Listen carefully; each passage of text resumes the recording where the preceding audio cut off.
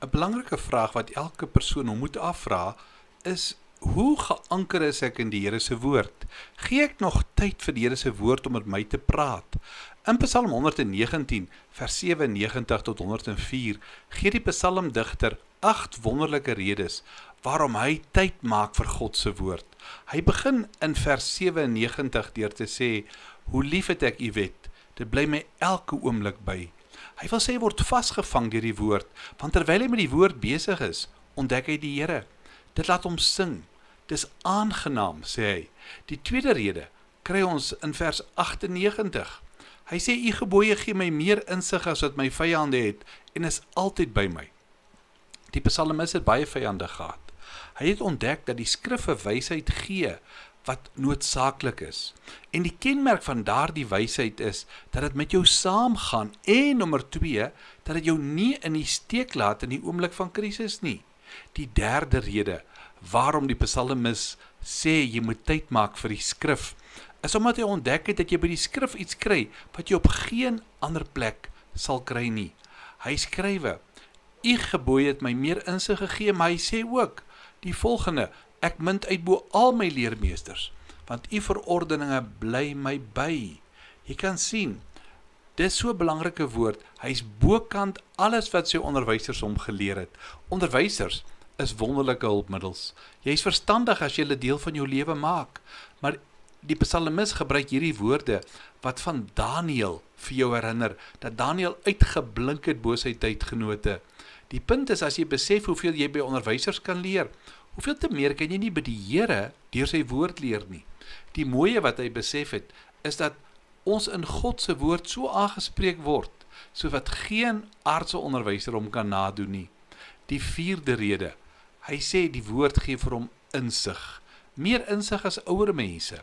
Die kultuur in die tyd van die psalmdigter het 'n geweldige respek vir die wysheid en die ervaring van ouer mense gehad.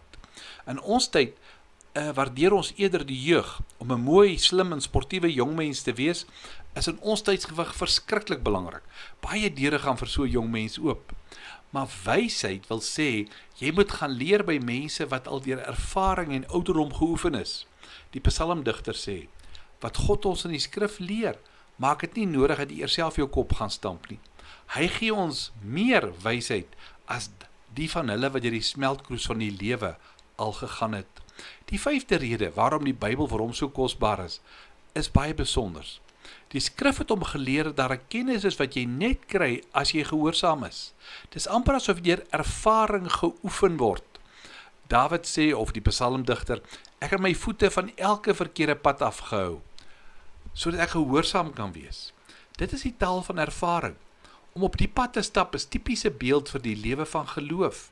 Hy praat daarvan om so te leef, dat jy die stryk van die bose kan vermy, dat ons die woord kan ken en kan gehoorsaam, om op die regte pad te bly.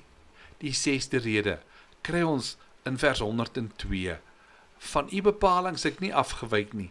U het my dit geleer. Hy vertel dat iets deur die woord met 'n mens gebeur. Dit maak dat ek nie afvallig word nie. Dikwels vra mense, hoe kon ek so onverstandig opgetree het? En dan kan jy net vra, hoe vol het jou lewe gemaak met die woord? Want dis die woord wat jou sal help om daardie slaggate te vermy. Daar's 'n 7de ding, en hy leer dit vir ons in vers 103. Hoe aangenaam is u woord, soeter as heuning in die mond. Hy vertel die skrif soet geword het. Dis glad nie vervelig of droog nie. Inteendeel, dit bring geestelike vreugde. Esegiel het gesê, dit was soet in my mond, maar bitter in my maag, want die uitwerking van gehoorsaamheid aan die woord het soms baie gevolge. Die laaste belangrike woord kry ons in vers 104. Die psalmskrywer sê vir ons, ek het insig gekry deur dit wat u my geleer het. U bevele gee my insig. Daarom haat ek elke verkeerde pad. Jy sien, die skrif laat iets met jou gebeur. Ons noem dit heiligmaking. Wil jy nie die psalmis se voorbeeld volg en ontdek hoe dat jy tyd maak met die woord en dit elke dag jou lewe verander? Kom ons bid saam. Here, dankie dat u in u wysheid vir ons die woord gegee het, dat dit ons lewe verander. Amen.